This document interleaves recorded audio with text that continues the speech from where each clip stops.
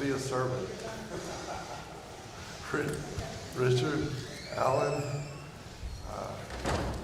So these are notebooks, I promise you. They're absolutely empty. So if you have your lesson, we've got 50. I can order more if we need more. They're slippery too, so we're going to have fun seeing if these guys drop them. What I know, some of you may not have been here last week, or you may have lost track of your lesson, or whatever. That happens when you just give people papers. So we're going to move on today. So what I will make sure we do is, as we cover a lesson or two, I will be handing those out. So don't worry, you'll be caught up next Sunday. And I'm going to start from the first one to later. So if you missed out on last week, or last couple of weeks, you'll have material for you. So if you got your lesson, then you can just stick it in there, I suppose. Okay? Anybody else not have one on this side? Okay? All right. I'm just curious, so I kind of know, how many have your lesson from last week still? Oh, shocking. That's great. Are there lessons up there? No, we're out. So I'll have to make some more. So we'll make sure that you have all of that material. We kind of rushed at the end of last time, so I'll kind of pick up there. And we'll move on into chapter 2. Lord willing. Thank you very much. Okay, all right. Thank you very much, Richard. Okay. So, as you know, when you get into the first 2 chapters of Numbers, you'll find my. So when you get into the first 2 chapters of Numbers, the first thing we see in chapter 1, what does God command Moses to do? A census. How many of those are there in Numbers? 2. Can you remember when the second one is? That's a tough one. Chapter 26. So chapter 1, it's pretty easy to remember that one. Chapter 1 and chapter 26. Why would the census have been taken in the first place? Military. Okay, this is kind of we'll talk more about it as we move on.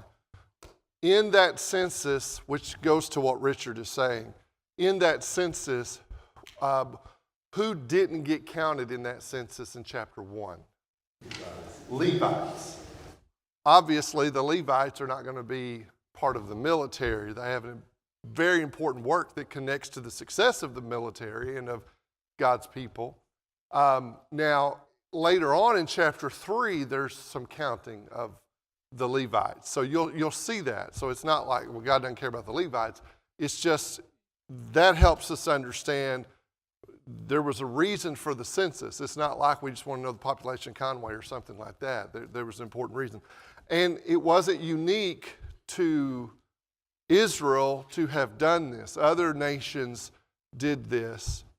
And this would have been significant because who is it, again, commanding the census?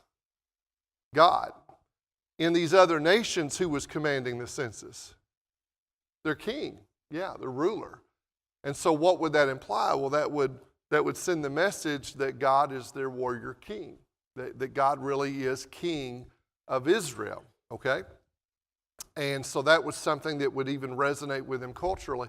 And you know, there are times when God uses patterns that are unique to Israel, but then there are other times where his patterns had some cultural relevance and communicated important messages to the people. And this is one of those times that just like a king of a nation would do this, your real king is God, okay, or should be God.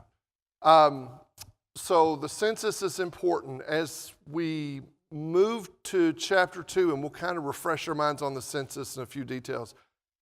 As we move to chapter 2, we kind of move from counting and census and knowing who our soldiers are and what the military looks like and God's power in that way, more to organization.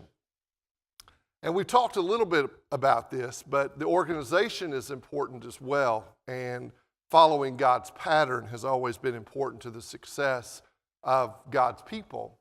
And so God's going to reveal, we have the tabernacle and where all the tribes are configured. Now, we won't get to this today, but Lord willing, next Sunday, we'll actually talk about the pattern for them moving, because it's very interesting, I think, when you actually look at, all the details are there. There was a reason why they moved the way they did. But today we're going to really look at how they're positioned as far as protection goes and that kind of thing. Okay?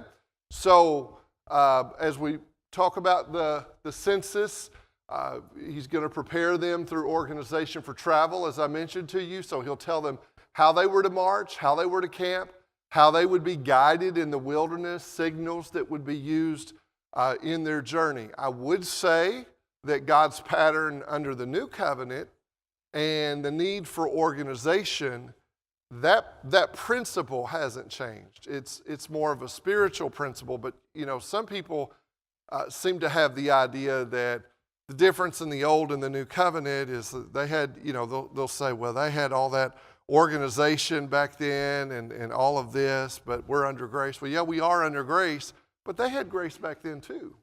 They were benefiting from God's grace in light of the Christ to come.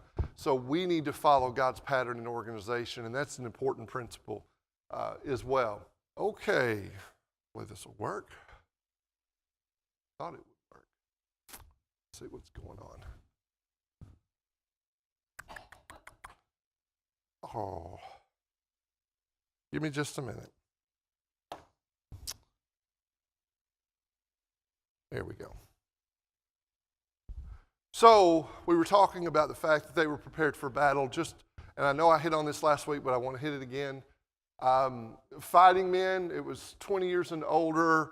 From some other passages in I think it's Deuteronomy, most think it's between 20 and 60. Men that were newly married did not have to go off to battle for like a year so they could spend time with their new wife. They were strategically organized for movement, and had they followed that pattern, they would have been successful. We also see that they're prepared for worship. So I know I've emphasized this, but we'll be emphasizing this all the way through the study of Numbers. The idea that some have, love God is the big thing and worship is down here. Well, you can't separate those two. If I truly love God, how do I express that love? Well, I worship Him. And not only do I worship Him because I love Him, but I also recognize that He is a holy God, and that is a principle that will run all the way through the book of Numbers. As we mentioned before, the camp had to be cleansed of impurity ritually. So a lot of times, you'll read these. It just feels very detailed. I get that. Very ritualistic and that kind of thing, but it's making very clear that you are to be a holy people, but they're also to be cleansed ethically, morally, spiritually.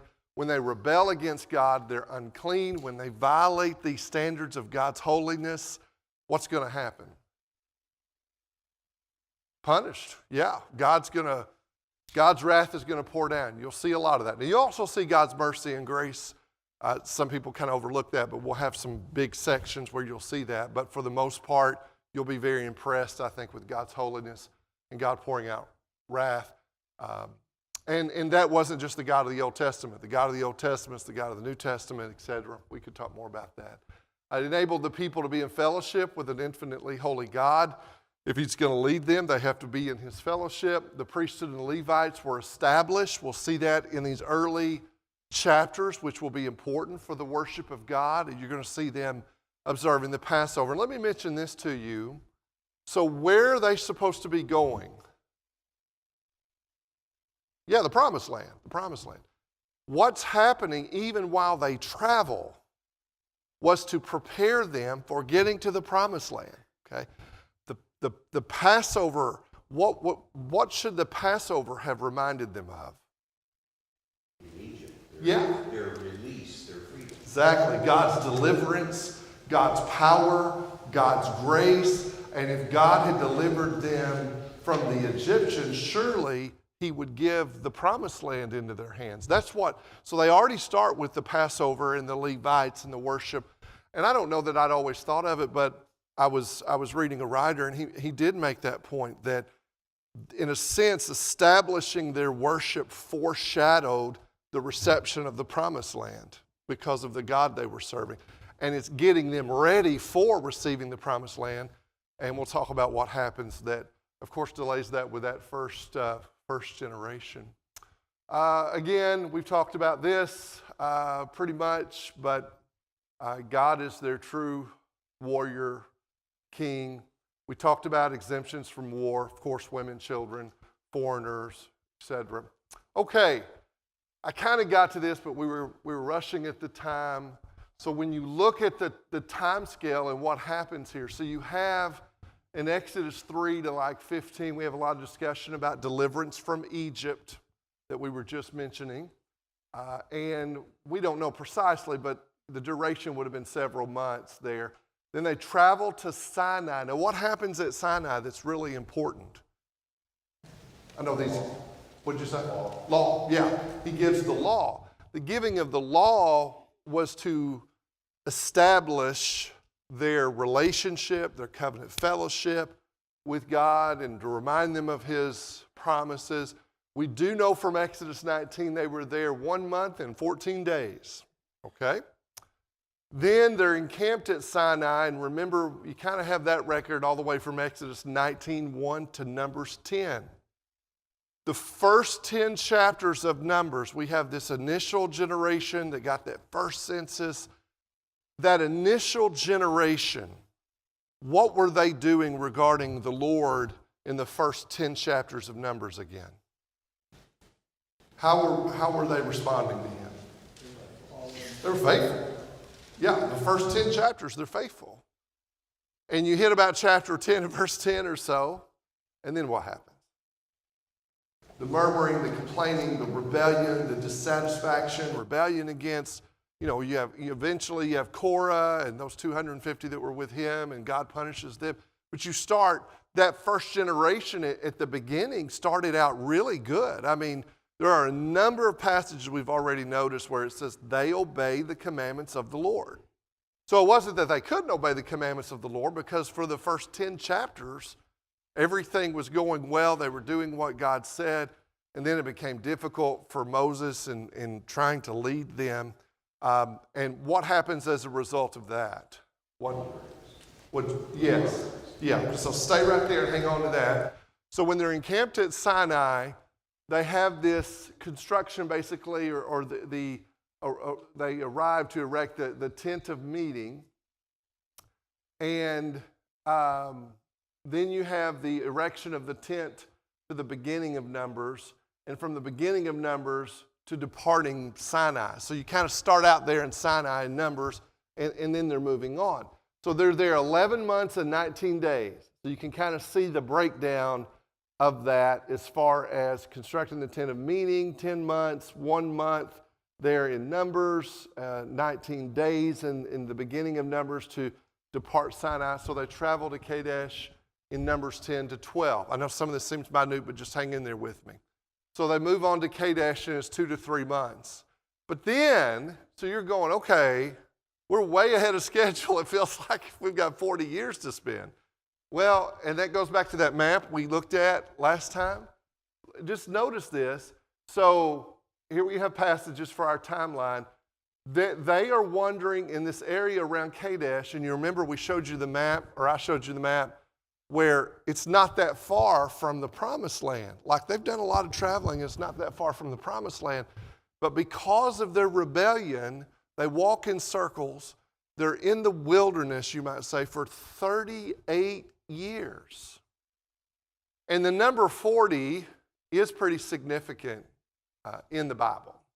Can you think of any other times where the number 40 is significant? What'd you say? 40 days and 40 nights. Yeah, 40 days and 40 nights. We have Jesus. And you can find where people fasted for that long. Moses, Elijah, Jesus. It's significant, I think. There's a sense in which Christ is being the faithful servant of God that Israel had not been, right? Go back to Deuteronomy and that kind of thing.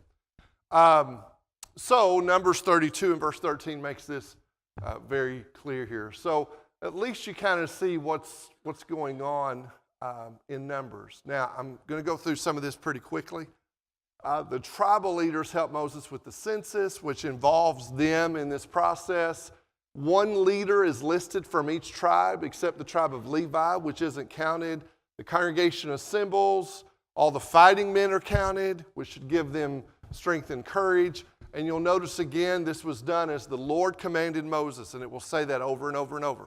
They did what the Lord commanded Moses, and it's clear God's going to be faithful to his promise. So let's talk about the Levites. Now, they will be counted later on in Numbers chapter 3, as you'll notice in these notes. Let's look at chapter 1, verses 50 through 53. Let's read that. Chapter 1. And in verse 50, he says, "But you shall appoint the Levites over the tabernacle of the testimony." Now, that's one of the phrases there of the tent of meeting. "And over all its furnishings and over all that belongs to it, they shall carry the tabernacle and all its furnishings, and they shall take care of it, and they shall also camp around the tabernacle." We'll come back to that in a minute. "So when the tabernacle is to set out, the Levites shall take it down, and when the tabernacle encamps, the Levites shall set it up, but the layman who comes near shall be put to death. The sons of Israel shall camp, each man by his own camp, and each man by his own standard, according to their armies. But the Levites shall camp around the tabernacle of the testimony, so that there will be no wrath on the congregation of the sons of Israel. So the Levites shall keep charge of the tabernacle of the testimony. Thus the sons of Israel did, according to all that the Lord had commanded Moses, so they did." So let's talk about the Levites here. What do you get out of that reading? There's a few things there that are important as far as what they were to do.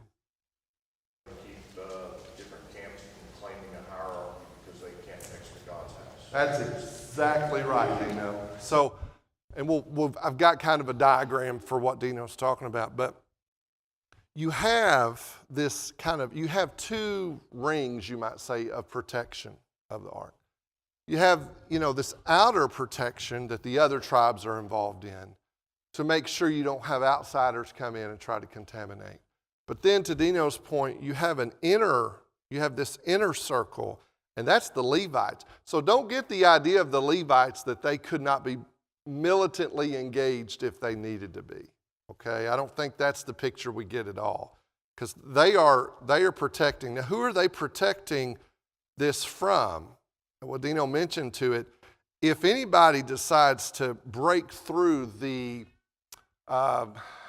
standards of God's authority and how this is supposed to be handled, then there's going to be serious consequences. So they're protecting the Holy of Holies. I mean, they're protecting the holy place, the place where religious officiating is going on, and that also should show a separation, okay? It's not necessarily that they're better than anybody else, but they do have holy work to do. And so, you have one ring that protects from outsiders, but you have another ring that makes sure that the congregation remains pure. And if there's some failing in some way of that, he mentions them being put to death. Now, certainly God could directly put somebody to death, but I think what we find in Numbers is there would be a requirement of the congregation to put them to death. So that may not be politically correct, but it is biblically correct. That he's not wanting that to be defiled. And you have to remember, they've got all these nations that are filled with idolatry and rebellion and all of those kinds of things, and God's not going to tolerate that with his people. Alan.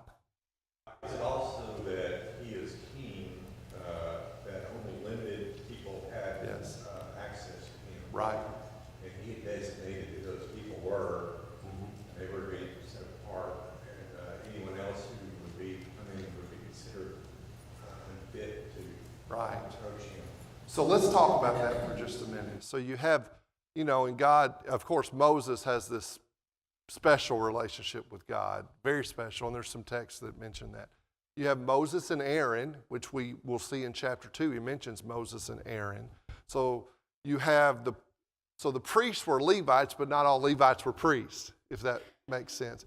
So you have the Levitical order, you have the priesthood. Now let's talk for just a minute about how that connects to us.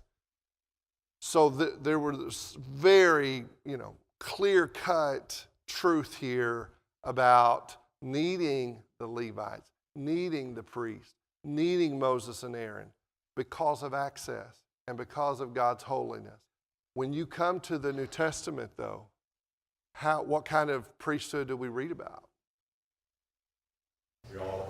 We're all the priests. So we have access to God. Think about the priests back then. But we're all priests as believers. Jesus is our high priest. And the whole language of Hebrews about how Jesus ascended and he went into the real Holy of Holies. He went into the actual presence of God and gives us access. Now, does God still deserve to be absolutely reverenced? Yeah. And those priests were to be very reverent toward the Lord and toward Yahweh. Okay? So that's important, though. So you can see he's setting everything up for the promised land, though. You've got the tent of meeting. You have the tabernacle. Now, it can be mobile, but the Levites are the ones taking it down and setting it up. So now there's another point here that also applies in the New Testament, and we talk a lot about generic and specific authority, but this is a good example of that. When he specifies that the Levites, would anybody possibly need to come along and say, well, did he have to go down all the tribes and say, no, not you, not you, not you, not you? No, he didn't have to do that. When he specified the Levites, this is their work. And then he even says, if anybody else tries to come in, they'll be put to death. So I think that's important for us as far as pattern and authority. The phrase tabernacle of the covenant law or testimony testified that the Lord dwelt in Israel's midst. Their king would be faithful. They needed to respect him, but he did love them. The Levites' role with the tabernacle, of course, included disassembling, transporting, and reassembling it. And that's talked about in Numbers chapters 3 and 4. Let's look at chapter 18, verses 1 through 6, if we could do that, regarding the Levites. Numbers chapter 18. If somebody could read verses 1 through 6. Numbers chapter 18, verses 1 through 6. Jody, can you get that? Then the Lord said to Aaron, you and your sons and your father's house with you shall bear the iniquity related to the sanctuary, and you and your sons with you shall bear the iniquity associated with your priesthood.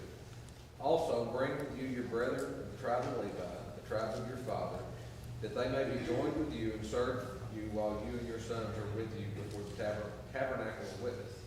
They shall attend to your needs and all the needs of the tabernacle, but they shall not come near the articles of the sanctuary and the altar, lest they die, they and you also. They shall be joined with you and attend to the needs of the tabernacle of meeting, for all the work of the tabernacle, but an outsider shall not come near you. And you shall attend to the duties of the sanctuary and the duties of the altar, that there may be no more wrath on the children of Israel. Behold, I myself have taken your brethren, the Levites, from you among the children of Israel. They are a gift to you, given by the Lord to do the work of the tabernacle of meeting. Very good. Thank you very much. So that pretty much gives you the idea there. We talked about the outer and inner ring. And the Levites, they needed mediators. Again, Jesus is our mediator. The Lord surrounded the tabernacle through the Levites. He says, so that my wrath will not fall on the Israelite community. Something else here we see a lot, and you see it in Joshua too. And some writers talk about it being, and I think it's important for us to take note of, they call it corporate identity, but let's talk a little bit about it. Probably the most common example that really illustrates the point. You remember with Joshua, what happened with the sin of Achan? Brought before the people, and Yes. So to what Todd is saying, they were told they had a ban. They were, they weren't to take things for themselves. Of course, Achan did. His family was part and parcel. They at least were providing I think they were providing some level of protection for him. They were trying to hide this, and he goes down the line, and of course he's punished. But there's some language in there that's interesting, because what he tells Joshua initially when he comes to him, and of course God knows what's going on, who does he say sinned? What'd you say? Israel. Now, that doesn't mean that every single person did exactly what Achan did, but that's a good example of what might be called corporate identity or group. So, in other words, even though Achan committed the sin, it had effects on all of Israel. Okay, so you see this, there is a sense of individual personal responsibility, but there's also a sense of we're all together, we're all in this covenant. That hasn't stopped when we come to the new covenant. When you think about Christ's people and the church and all of those things, if they had compromised, if Joshua had compromised, remember, God wasn't going to be with them. They went over to Ai or Ai, however you want to say that, and didn't work out too good.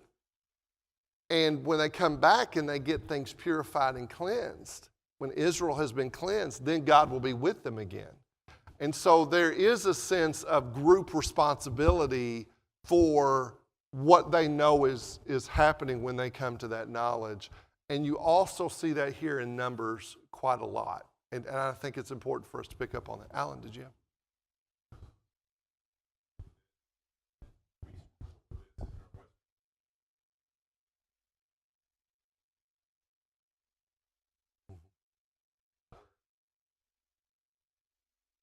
Mm-hmm.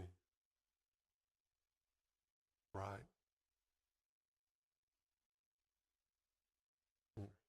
Mm-mm. Right. Right.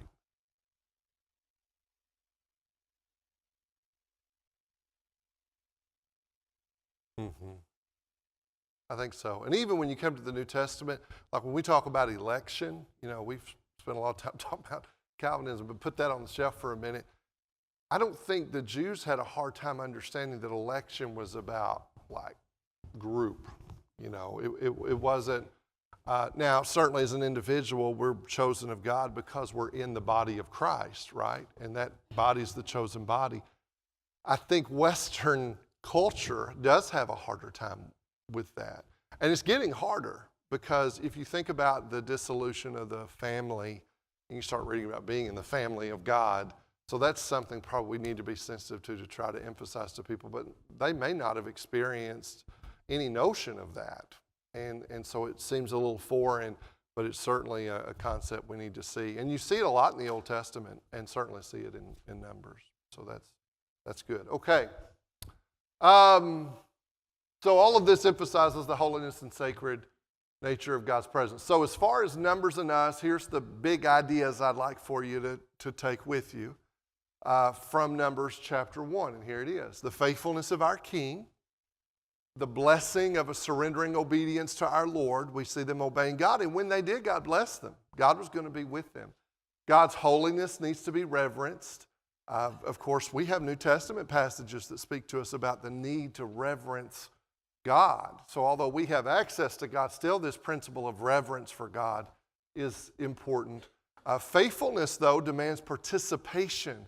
God was involving his people. You know, could God have done this without their involvement, participation, just done whatever he wanted to do? Well, sure. But he wants our participation. That's how relationship and fellowship goes. And loving God includes a defense of his truth and worship and presence. Okay, let's go to chapter 2. Let's look at verses 1 and 2. We'll be there in just a minute. Let me kind of give you a background here.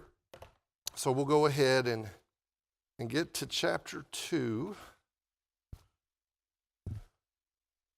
So this is just going to continue the theme of Israel as a camp preparing for war.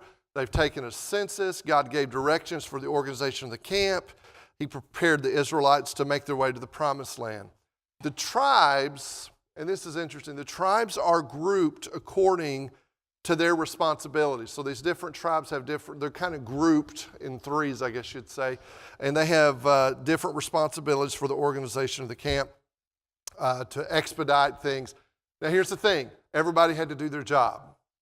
If they were going to move, if they were going to set up, if they were going to pull down and go, for them to be successful, all these individuals had to do what God asked them to do. All the tribes had to do what God asked them to do. If they said, hey, I don't like this, his job looks more important, I'd like to do that job, that's not going to work. If they're going to obey God and submit to God, they all have to work together in that manner. And you'll see that in chapter 2. We'll read some verses in a minute. Now, when you look at how they are set up, and I will keep emphasizing this in the rest of our time, if you look at how they're set up, at the camp center, we're going to talk about the outer rings, but at the very center is this tent of meeting, which is the holy place. The positioning of this is significant. So he is the center part of all of this is representative of God's holiness and God's presence. What might that, it's probably on this chart now that I think about it, but what might that convey to them and what application might that make to us? The way it's configured. God's the center. That's it. I'm just reading this. Hey, read it. It's okay. But he is the center of our lives. Right. Okay, I want you guys to think about two things we've seen so far where you go, oh, I hate those maps. Do I have to look at that map? Okay, hang with me. Remember when we first started in that 38 or so years? And what were they doing? How were they walking? They're just doing this. They're just doing this. Historically, we look back on that, what does that convey? And we've talked a lot about it. Well, when we're in rebellion to God, we're walking in circles. We're not going toward the promised land, right? So it feels kind of minute, but there's a big spiritual idea in that, okay?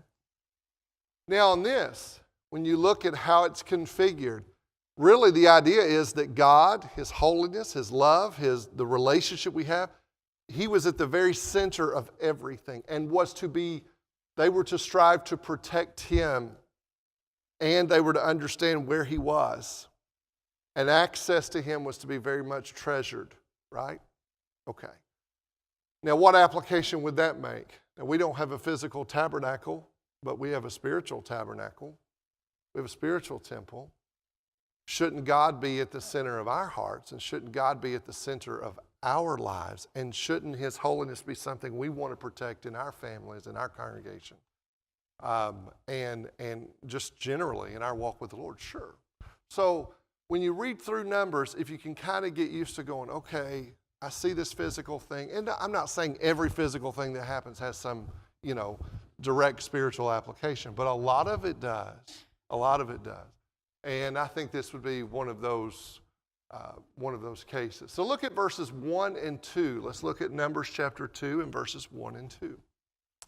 Let's read that together. Bo, can you get that for me?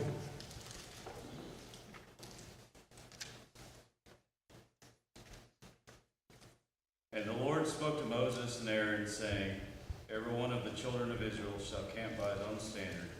Beside the emblems of his father's house, they shall camp some distance from the tabernacle of meeting. Thank you. So go back to chapter 1 and verse 1, and this makes sense because Moses is the lawgiver here. Moses is not the ideal mediator like Jesus was, of course, him being God and man, but he is described as doing mediation. Okay. Look at chapter 1 and verse 1. We have the Lord speaking to Moses in the wilderness at Sinai. But now when we come to chapter 2 and you have the arrangement of the camps and all that, it says, now the Lord spoke to Moses and to Aaron. So Moses, think of lawgiver, Aaron, the Aaronic priesthood, the Levitical priesthood, all of those kinds of things going on. And this is kind of interesting, and there's some different ideas, and I'm not going into all the different ideas, but we will talk about it a little bit. So notice, he speaks to Moses and to Aaron, and he says, the sons of Israel shall camp, and notice this, each by his own standard, with the banners of their father's households, they shall camp around the tent of meeting at a distance. There's a couple of things there that are important. Let's start with the end. So first of all, he says at a distance. Again, what would that emphasize? Separation and the holiness of God. Right. So he makes that clear. You're there. You're not outsiders, but, there's still this separation here. Now notice this, and I'm just wondering what, maybe in y'all studies, if you've noticed it at all, but he says the sons of Israel shall camp each by his own standard with the banners of their father's households. Anybody have an idea on standard and banners? If you do, man, I'm going to have to buy your lunch today. Has anybody ever noticed that? I'll try to give you more material. We probably won't cover in class, but I'll try to hand you some more material. There's some different ideas about it. Now, what's interesting is in other nations, they had their, we're going to war banners, okay? And it represented particular subgroups in that nation. It seems to me that somewhere along that way, these standards and banners, and notice of their fathers' households, this was representative of who they were. Most think probably, different colors and maybe insignia on it or whatever, but these were representative of who they were.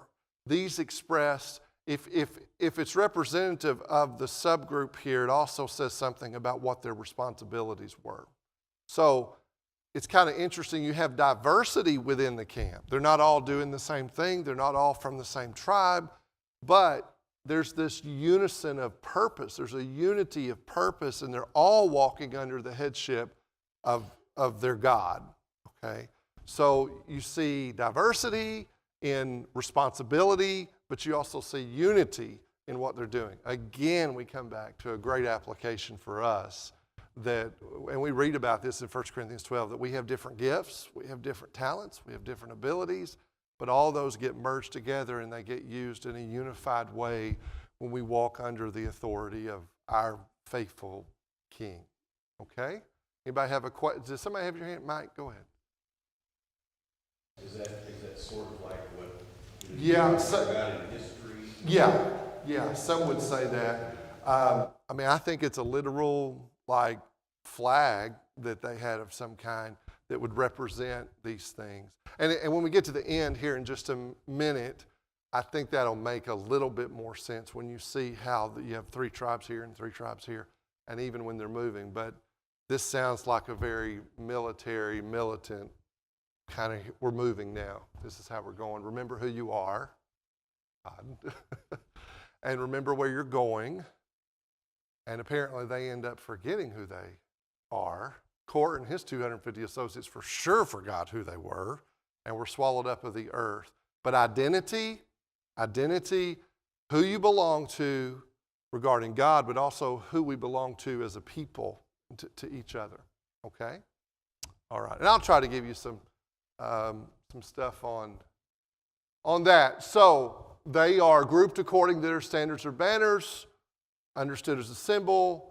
At the very center, I know I keep saying that, but at the center, the tent of meeting was at the camp center. The Israelites had to camp some distance, chapter 1-2, from the tent, providing room for the Levites to camp around it. You can read about that. Look at chapter 3 and verse 23, and you'll just see, if you start looking at these passages, these different families. So in this case, the families of the Gershonites were to camp behind the tabernacle westward.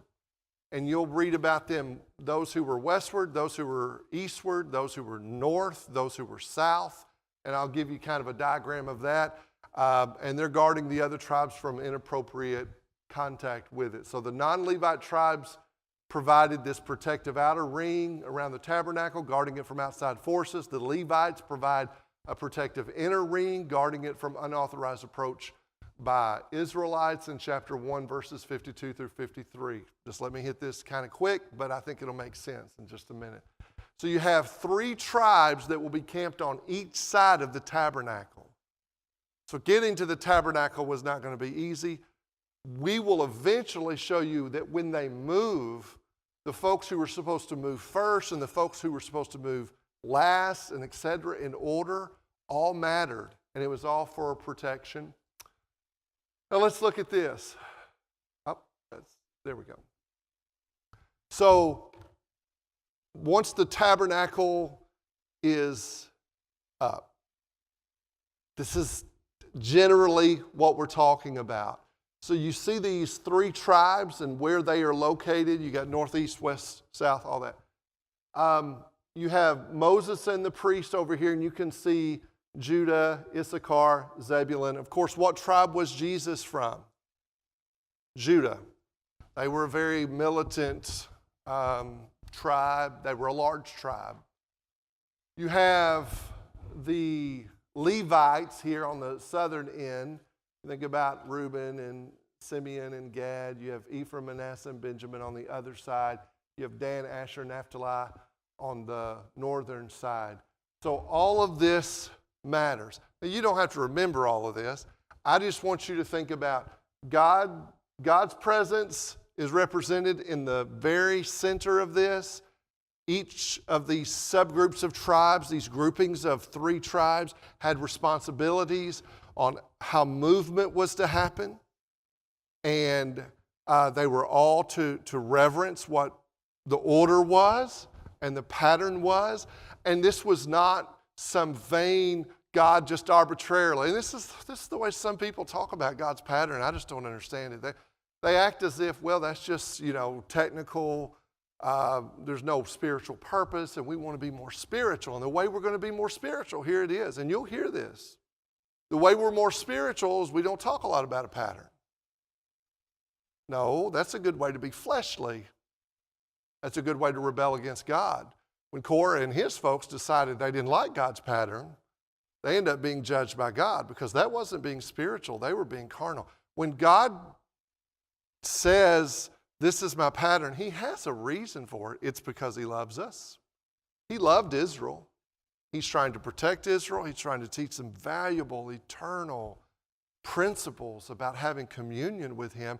And he's trying to prepare them for the future in order to accomplish his mission and his work.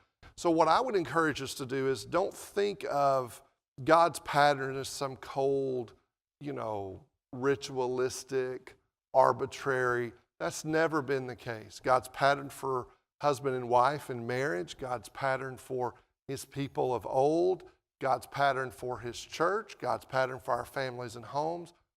All of it matters.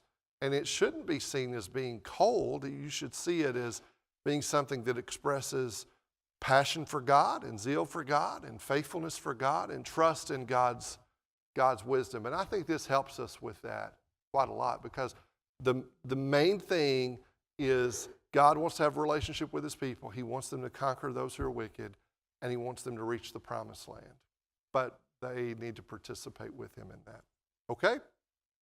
All right, we should be kind of getting pretty much close to chapter 3. Amazing, isn't it? So we're going to hit chapter 3 next week, and I'll get you all these lessons. Okay,